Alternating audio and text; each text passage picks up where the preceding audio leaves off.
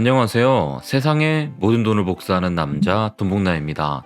요 며칠 전부터 제가 FTT에 대해 자세히 브리핑해 드렸는데요. 오늘 아침 라이브 방송에서도 딴 거 다 필요 없다. FTT가 22달러를 지키는지 못 지키는지 그것이 중요하다고 말씀드렸습니다. 그리고 멤버십 카톡방, 그냥 카톡방, 공식 텔레그램까지 22달러의 중요성을 계속해서 브리핑 드렸는데 결국 우려했던 일이 발생하고 말았습니다. FTT 가격이 핵심 가격인 22달러를 지키지 못하고 폭락했습니다.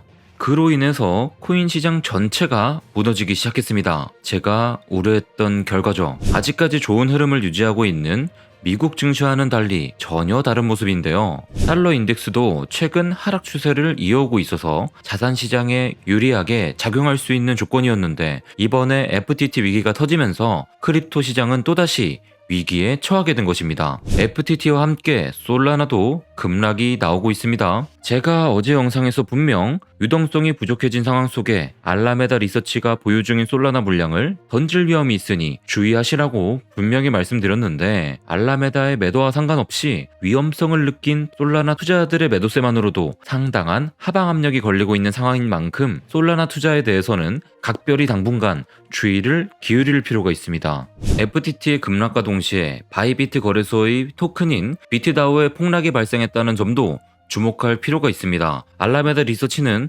2021년에 336만 개의 FTT를 1억 비트다오로 전환했는데요. 바이비트와 알라메다 양측은 3년 이내에 해당 물량을 팔지 않겠다고 말했는데 위기 상황 속에서 알라메다는 비트다오를 급하게 팔고 있는 것일 수도 있겠습니다. 이번 사태가 바이비트 거래소의 위기로 이어질 수 있는 대목인데요. 이런 가운데 비트다오 커뮤니티에서도 빠르게 대응하고 있습니다. 알라메다에 3년 동안 판매하지 않기로 약속한 토큰의 온체인 주소를 제공하라고 요청한 것인데요. 24시간 이내에 응답이 없으면 비트다오 커뮤니티는 자신들이 보유 중인 336만 2315개의 FTT로 무엇을 할지 결정할 것이라고 밝혔습니다. 무슨 상황인지 이해가 조금 되시나요? 알라메다와 바이비트가 서로의 코인을 주고받으며 3년 동안 건들지 말기로 약속했는데 알라메다가 위기의 상황 속에서 비트다오 토큰을 덤핑하는 것 같은 의심이 들자 결백을 증명하지 않으면 자신들이 보유한 FTT 토큰을 던지겠다고 말하고 있는 것입니다. 꼬리에 꼬리를 물고 사태가 커져가고 있는 것이죠. 바이비트 CEO인 벤은 누군가가 약속을 어기고 1억 비트다오를 판매했다고 커뮤니티에 말했습니다. 알라메다가 지금 가격에 1억 개 비트다오를 팔았다면 거기서 확보되는 현금은 3천만 달러 정도가 되는데요. 3천만 달러는 하나로 약 416억 정도가 되는데 사실 알라메다 입장에서 지금 필요한 유동성에 비해서는 그리 큰 액수가 아니라고 볼 수 있습니다. 그런데 오히려 그렇기 때문에 문제는 더 심각하게 여겨질 수 있는데요. 알라메다가 약속을 깨면서 3천만 달러를 확보해야 할 만큼 유동성 문제가 심각할 수도 있다는 증거가 될 수 있기 때문이죠.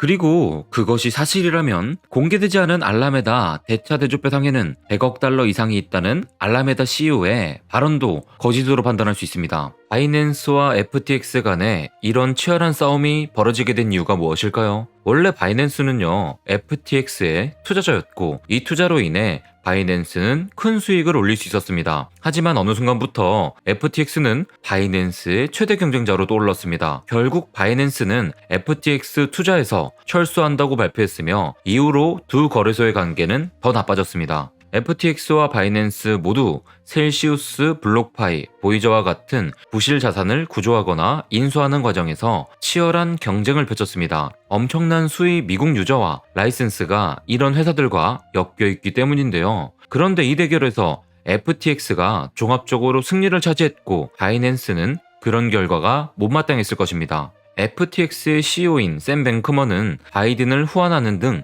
미국 내에서 다양한 방면으로 영향력을 가진 것에 비해 바이낸스는 중국 기업이라는 비난을 받아야 했습니다. 뿐만 아니라 FTX는 앱더스와 같은 대규모 프로젝트에 대한 투자를 주도하고 있다는 점에서도 미국 암호화폐 커뮤니티 내에서 바이낸스보다 더 큰 지배력을 과시했습니다. 이렇게 FTX의 경쟁력이 점점 더 커져가는 상황 속에서 바이낸스는 FTX를 견제할 필요성이 생겼습니다. 그러던 차에 FTX의 대차 대조표가 공개되며 약점이 노출되었고요. 장풍자오는 그 기회를 놓치지 않은 것입니다. 장펑자오가 대외적으로 이런 경영상의 이해관계를 직접 밝히지는 않겠지만 투자자로서의 우리는 지금 벌어지는 위기 이면에 기업들의 경쟁 구조가 있다는 것을 알아둘 필요가 있겠습니다. 그들이 진정으로 크립토 시장의 성장을 원한다면 서로의 약점을 공격하기보다는 서로 협력하며 건전한 공조관계를 유지하는 것이 보다 바람직한 해결책일 수 있는데요. 하지만 만약 그들이 지금까지 쌓아올린 제국이 거짓과 거품으로 가득 차 있다면 이들은 내가 죽느니 상대방을 먼저 죽이는 선택을 하게 될 수밖에 없을 것입니다. 코인 시장은 늘 사건과 이슈가 많았지만 올해 들어서 더 많은 위기가 발생하고 있습니다. 탈중앙성을 지향하는 크립토 생태계가 이렇게 사건을 반복적으로 터뜨리게 되면 결국 사회는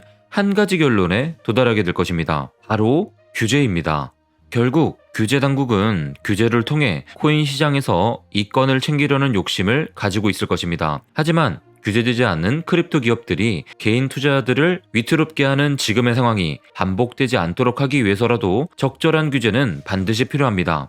두 거대 거래소의 문제가 순탄히 해결되었으면 좋겠습니다. 고래들의 싸움에 너무 많은 새우들이 죽어나가게 되면 크립토 시장에 대한 대중들의 인식은 점점 더 안 좋아질 것이기 때문입니다. 그리고 여러분들, 이번에 비트와 다른 알트코인들이 하락한 건 FTT 때문에 생긴 하락이라 금방 다시 회복할 확률이 높다고 봅니다. 그래서 지금 무리하게 숏 포지션을 잡기보다는 롱 포지션이 유리해 보이며 애매하신 분들은 관망을 추천드리겠습니다. 현물 기준으로는 지금이 조금씩 사볼 때지 매도할 때는 지난 것 같네요. 매도하려고 했으면 어제 제가 위험 신호를 드렸을 때 그때가 매도 기회였고요. 지금은 매도했던 분들이 현금화한 현금으로 다시 코인을 매수할 기회입니다. 자, 그리고 여러분들, 영상을 마무리하는 시점에 새로운 소식이 들어왔습니다. 알라메다 CEO가 비트다오를 판매한 것은 자신들이 아니라고 답변했고 지금은 바쁘지만 상황이 진정되면 증빙 자료를 보여주겠다고 말했습니다. 이에 대한 바이비트 CEO의 답변입니다. 알라메다 CEO 캐롤린의 신속한 대응 덕분에 비트다오 커뮤니티가 자신감을 얻었다고 답했습니다. 당장은 바이비트 관련한 의혹은 해소된 것처럼 보일 수도 있는데요.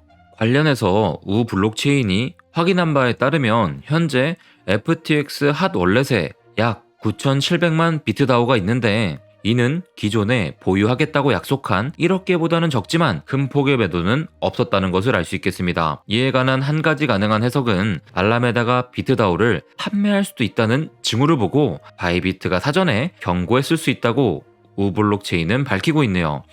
계속해서 상황이 너무 빠르게 변화하고 있습니다. 중요한 정보를 놓치지 않을 수 있도록 공식 텔레그램과 공식 카톡방 통해서 정보를 실시간으로 전달해드리도록 하겠습니다. 어제 영상도 오늘 라이브 방송도 상당히 중요한 브리핑 많이 했습니다. 계속해서 이런 중요한 브리핑 받아보시려면 구독은 필수고요. 오늘 영상 고정 댓글에 앞으로 실시간으로 받아볼 수 있는 커뮤니티 채널 남겨드리도록 하겠습니다. 오늘 고정 댓글 확인하시고 그럼 내일 만나요. 안녕.